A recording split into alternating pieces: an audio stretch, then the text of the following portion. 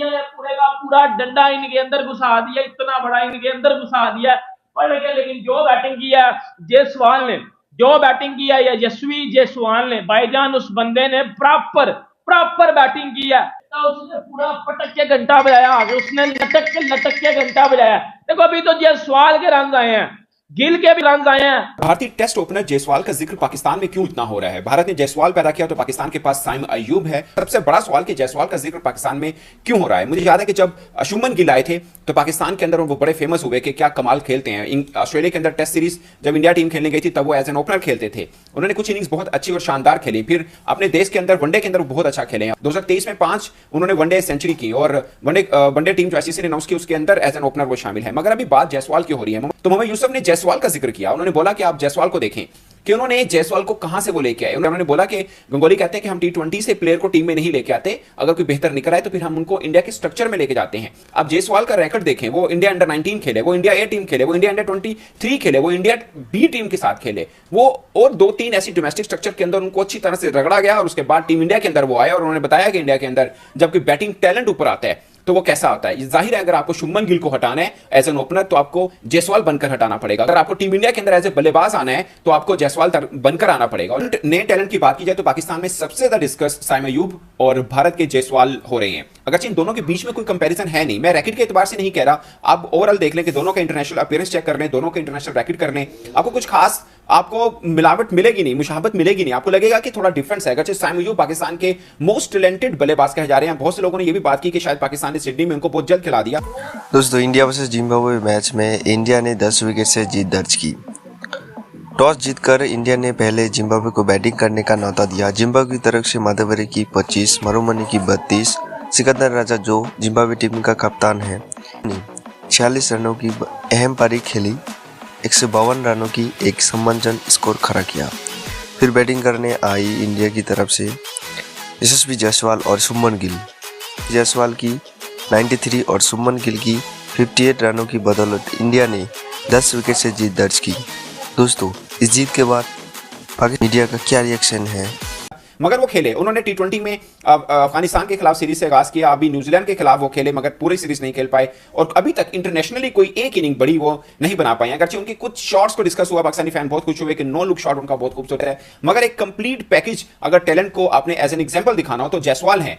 आप बताएंगे कि एक अच्छे स्ट्रक्चर से अगर कोई प्लेयर निकल कर आता है तो वो जायसवाल बनता है, ना कि वो साइम अयूब बनता है। अगर अच्छे साइम अयूब को मैं खुद बहुत रेट करता हूं, मैं समझता हूं कि वो पाकिस्तान के इन फ्यूचर एक बड़े बल्लेबाज बन सकते हैं, मगर अभी तक की अगर एग्जांपल ली जाए कि पाकिस्तान में क्रिकेट स्ट्रक्चर क्या है और भारत में क्या है, अगर उस स्ट्रक्चर से होकर कोई प्लेयर टीम के अंदर आता है तो दोनों में कितना बड़ा गैप है। और आप देखें कि भारत इतना टफ कंपटीशन है कि वहां पर आपको कितनी रगड़ खाने के बाद आप टीम तक पहुंचते हैं। मगर जब आप पहुंचते हैं, ये वही टीम है जो जब कभी ऑस्ट्रेलिया की हुआ करती थी कि उसमें जब कोई टीम के अंदर आता था तो नजर आता था कि यार ऑस्ट्रेलिया के स्ट्रक्चर से उठकर कोई आया। अगर अभी भी उनका स्ट्रक्चर बहुत तगड़ा है मगर इंडिया का स्ट्रक्चर मुझे लगता है और कंपटीशन मुझे लगता है कि दुनिया में अब सबसे ज्यादा है और इंडिया के अंदर कोई इस कंपटीशन से निकल के जब टीम तक पहुंचता है ऑफ कोर्स वो फिर एक नया नाम बनाता है और डिफरेंट होता है। अभी कोई नहीं कह रहा कि ये कोहली टाइप बनेगा, सबको अपना स्टाइल नजर आता है कि ये जायसवाल अपने स्टाइल के साथ ही कुछ खेल रहा है। कोई नहीं कहेगा कि इंडिया के किसी ये गौतम गंभीर जैसा खेलता है या कोई, उनका एक अपना स्टाइल है, वो अपना एक पहचान लेके आ रहे हैं। जिम्बाब्वे की कश्ती जो है डुबो दी है, खलील ने आखिरी ओवर सिर्फ 5 रन दिए, कहां पे 63 पे कोई आउट नहीं है। तो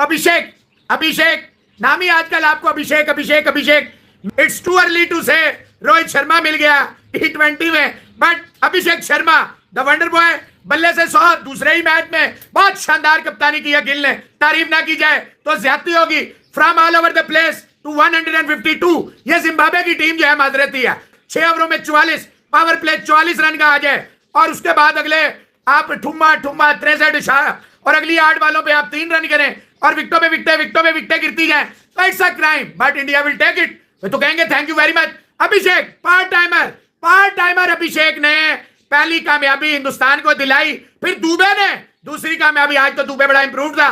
तो ये है जनाब जिम्बाब्वे की टीम जिसको ढेर कर दिया। तो ये इंडिया ने किया इनके साथ सोटा जनाब, ऐसा सोटा डाला कि जिम्बाब्वे जनाब बेचारा परेशान हो गया। ये हमारे साथ हुआ गया। जितनी भी तारीफ की जाए वो कम होगी। हिंदुस्तान की इस नई टीम 4 बॉलरों के साथ खेलना, हालांकि देश पांडे को थोड़ी सी कुट पड़ी शुरू में लेकिन उसने भी come back. Ravi Bishnoi was good लेकिन hats off to Gill is showing. India ने ऑब्वियसली तुषार देश पांडे को डेब्यू कराया।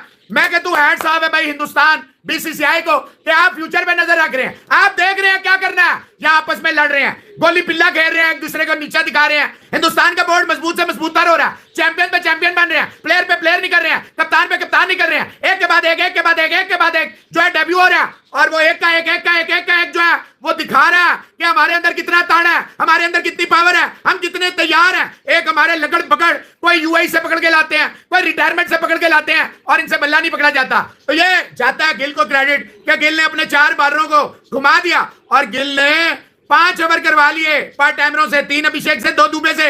हैट्स ऑफ टू गिल, शानदार मैन्यूवरिंग, शानदार कप्तानी, शानदार फील्ड प्लेसिंग, शानदार दिमाग इस्तेमाल किया और दुनिया को बताया कि मैं एक बहुत जबरदस्त किस्म का टैलेंट हूं। और फिर एक आपका जो प्रॉपर स्ट्रक्चर होता है, एक प्रॉपर प्लेटफॉर्म होता है, डोमेस्टिक की परफॉर्मेंस, फिर उसके बाद नेक्स्ट स्टेज, फिर उसके बाद एक और स्टेज, जिस तरह परफॉर्मेंस के ऊपर परफॉर्मेंस डाली।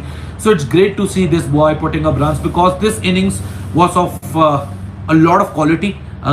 भले ही कोई भी ओपोनेंट हो, जिस तरह इस इनिंग्स को शेप अप किया जायसवाल ने, क्योंकि ये आप लोग को सोचना बहुत ज़रूरी है। जब मैंने बच्चा था, बल्ला संभाला था, वो सपने देखे थे, और फिर डोमेस्टिक खेलना शुरू किया, एज ग्रुप क्रिकेट खेलनी शुरू की, सिर्फ एक इस मौके के लिए कि वो एक दिन आएगा कि जब मैं अपनी मुल्क की जर्सी पहनूंगा, मुल्क का मोनोग्राम मेरे सीने के ऊपर होगा, और मैं फिर मुकाबला करूंगा, और मैं भी वो नाम बनाऊंगा जिस तरह मेरे मुल्क में सचिन तेंदुलकर ने बनाया, राहुल द्रविड़ ने बनाया, VVS लक्ष्मण ने बनाया, Rohit Sharma, Virat Kohli, and you name it, and India has it.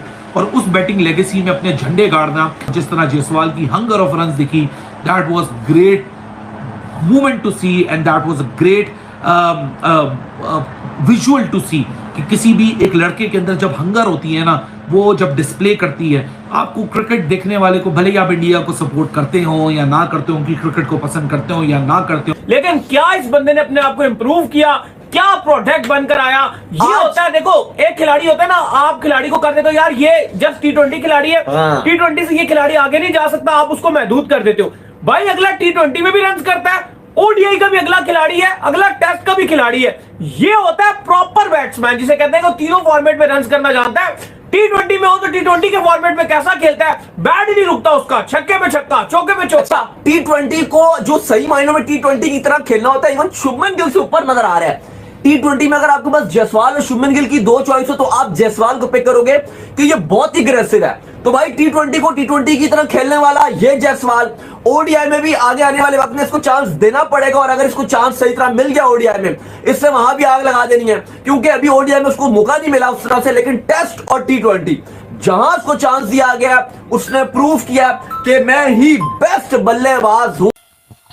दोस्तों, इस मैच को जीतने के बाद पाकिस्तान मीडिया पूरा चौंक गई है, और पाकिस्तान मीडिया बोल रहा है कि बाबर कब खेलेगा इस तरह का इनिंग्स, और सैम अयूब कब खेलेगा, रिजवान कब खेलेगा।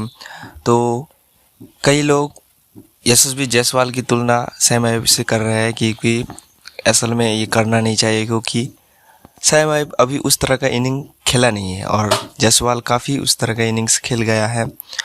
और कल खेला गया जायसवाल ने 93 रन में 4 चौका और 2 छक्का लगाया है, और इस तरह का इनिंग्स बाबर कभी भी खेल नहीं पाएगा।